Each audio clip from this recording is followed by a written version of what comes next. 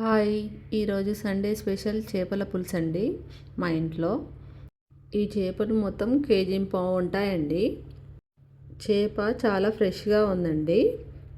ఈ చేపలను medium size ముక్కలుగా కొట్టించి చక్కగా తీసుకొచ్చారు. ముందుగా చేపలను పసుపు, ఉప్పు వేసి చక్కగా కడుక్కోవాలి.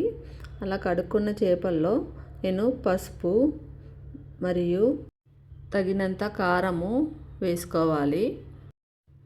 సరిపోయినంత ఉప్పు కూడా వేసేసుకోవాలి. ఏదైనా కూడా మనం వేసేటప్పుడు నాన్ వెజ్ కదండి, కొంచెం కూరకు తగ్గట్లుగానే వేసుకోవాలి. కారము ఉప్పు బాగా ఉంటేనే బాగా పడుతుంది చేపకి.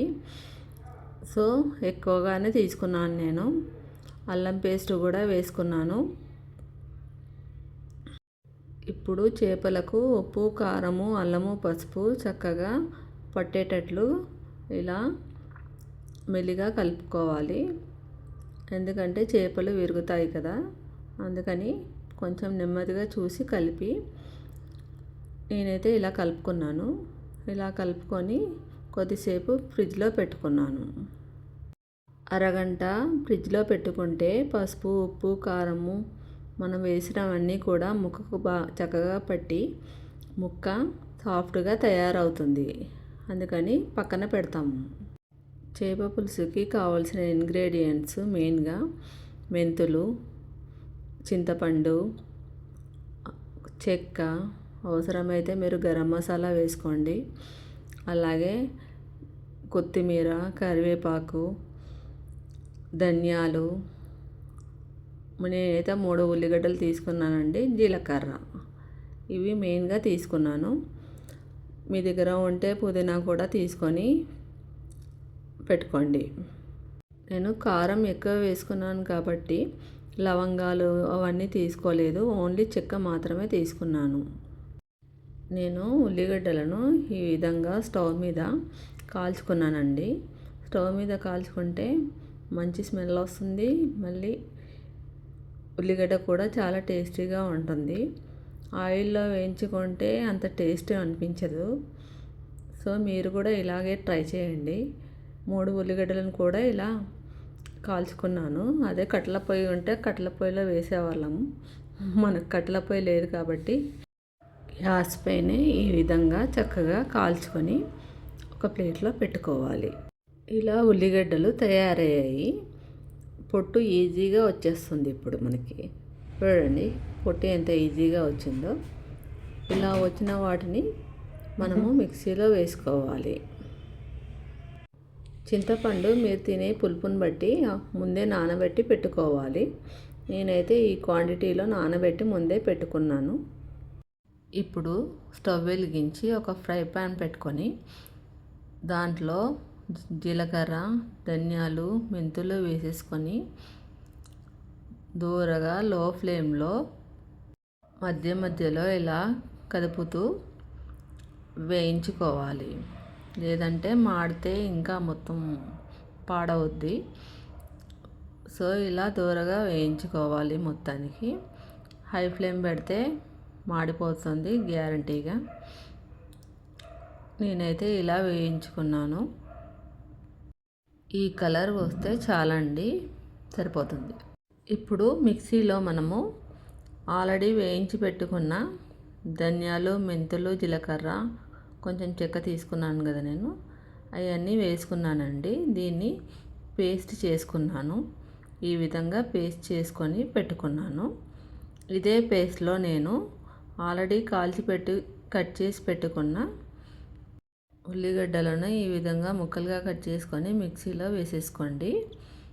తర్వాత పుదీనా వేసుకున్నాను. కరివేపాకు, కొత్తిమీర కూడా వేసేసుకొని మిక్సీ పట్టుకున్నాను. ఈ విధంగా పట్టుకున్న తర్వాత పేస్ట్ ఇలా వచ్చింది. ఈ పేస్ట్ని మనం ఇప్పుడు ఒక ప్లేట్లోకి తీసుకొని పక్కన పెట్టుకోవాలి. ఇప్పుడు స్టవ్ వెలిగించి బాండీ పెట్టుకొని బాండీ వేడెక్కిన తర్వాత ఆయిల్ పోసుకోవాలి. ఆయిల్ ఎక్కువే పడుతుందండి కాబట్టి కొంచెం ఆయిల్ ఎక్కువే పోసుకోండి. ఆయిల్ వేడెక్కిన తర్వాత మనము ఆల్రెడీ మిక్సీ చేసి పెట్టుకున్న ఆనియన్ పేస్ట్ ప్లస్ ధనియాలు, మెంతులు, జీలకర్ర, చెక్క అన్నీ కలిపి మిక్సీ పట్టుకున్నాం కదా, ఆ పేస్ట్ను వేసేసుకోండి. మొత్తం పేస్ట్ను వేసుకున్న తర్వాత చక్కగా కలుపుతూ వేయించుకోవాలి. మనము కలుపుతూనే ఉండాలండి. దీంట్లో పచ్చితనం పోయే వరకు అలా కలుపుతూ చక్కగా వేయించుకోవాలి. ఎందుకంటే ఇది తొందరగా అడుగంటుద్ది. సో మనము మిక్స్ చేస్తూ వేయించుకుంటే అడుగంటది కాబట్టి స్టవ్ దగ్గరే ఉండాల్సి వస్తుంది. ఈ పేస్ట్ మొత్తం చక్కగా ఫ్రై అవ్వాలి. దీంట్లో ఉన్న పచ్చితనం అంతా పోవాలి. సో ఇది ఫ్రై అవుతుంది. నేను చేప ముక్కలు కలిపేటప్పుడే పసుపు, అల్లము వేసుకున్నాను కదా, అందుకే నేను దీంట్లో వేయట్లేదు. కాకపోతే ఉప్పు, కారము తగ్గితే గనక వేసుకుంటాను. ఇప్పుడు ఇలా దూరగా వేయిస్తూ ఉండాలండి. ఇలా పేస్టు ఆయిల్ పైకి తేలి చక్కగా ఫ్రై అయిందండి. ఇప్పుడు దీంట్లో మనకు ఉప్పు కావాల్సినంత వేసుకోండి. ఆల్రెడీ ఫిష్లో వేసుకున్నాం కాబట్టి తగినంత కారం. నేను కొంచెం కారం ఎక్కువే తింటాం కాబట్టి నేను కొంచెం కారం ఎక్కువే వేసుకున్నాను. వేసుకొని చక్కగా ఒకసారి మిక్స్ చేసుకోవాలి.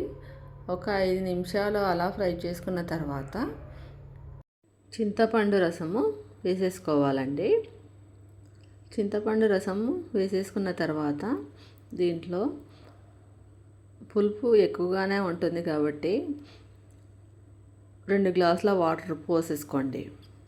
2 గ్లాసుల వాటర్ పోసుకున్న తర్వాత ఇప్పుడు పులుసు మరగాలండి.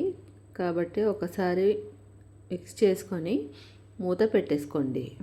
ఇలా మరుగుతున్న పులుసులో మనము చేప ముక్కల్ని ఒక్కొక్కటిగా వేసుకోవాలి. కొంచెం దూరంగా వేసుకోండి. ఎందుకంటే బాండీ ఎప్పుడు చేపల పులుసుకి పెద్దదే తీసుకుంటాం కదా మనము. కొంచెం దూరంగా వేసుకుంటే నలగవు, చక్కగా పులుసులో మగ్గుతాయి అన్నమాట. సో నేను అన్నీ కూడా ఇలా ఒక్కొక్కటిగా వేసుకున్నాను. వేసుకునేటప్పుడు నెమ్మదిగా వేసుకోండి, లేకపోతే మీద చిత్తుతుంది. ఏదైనా వేడిది మీద చిత్తితే బాగోదు మనకి. సో వంట చేసేటప్పుడు కొంచెం జాగ్రత్తగానే ఉండాలి.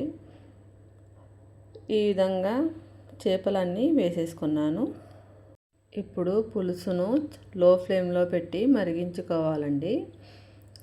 మా అమ్మ అయితే హ్యాండిల్స్ పట్టుకొని అటు ఇటు కదిపేది, అప్పుడు ముక్కలు కూడా కదిలేవి. సో నేనైతే మామూలుగా చెంచాతో కలుపుతాను. ఇలా లో ఫ్లేమ్లో మరిగించుకుంటే ఎంత బాగా మరిగితే అంత టేస్ట్ వస్తుందండి పులుసు. అలాగే చేప ముక్క కూడా చాలా బాగా టేస్టీగా తయారవుతుంది. నేను కొత్తిమీర కూడా వేసేసుకున్నాను. ఇలా కొద్దిసేపు ఉంచి దించేసుకోవడమే. మీకు పులుసు కనుక మిగిలితే గుడ్లు వేడి చేసి దాంట్లో వేసేసుకోవచ్చు, ఏం ప్రాబ్లం లేదు. పులుసు చక్కగా మరిగి దగ్గరికి వచ్చింది. అలాగే ముక్క కూడా చక్కగా ఉడికిందండి. ఉప్పు, కారము, పులుపు చక్కగా పట్టేసింది. సో ఇంకా మనము దించేసుకోవాలి చేపల పులుసుని. మా వీడియో కనుక మీకు నచ్చితే లైక్ చేసి సబ్స్క్రైబ్ చేసుకోండి, కామెంట్ చేయండి. Thanks for watching. బాయ్. నేను ఇలా అన్నంతో గార్నిష్ చేసుకున్నానండి. అన్నంతో ఇలా పులుసు వేసుకొని తింటే చాలా టేస్టీగా ఉంది. కర్రీ అదిరిందండి. నచ్చితే ఒక లైక్ వేసుకోండి.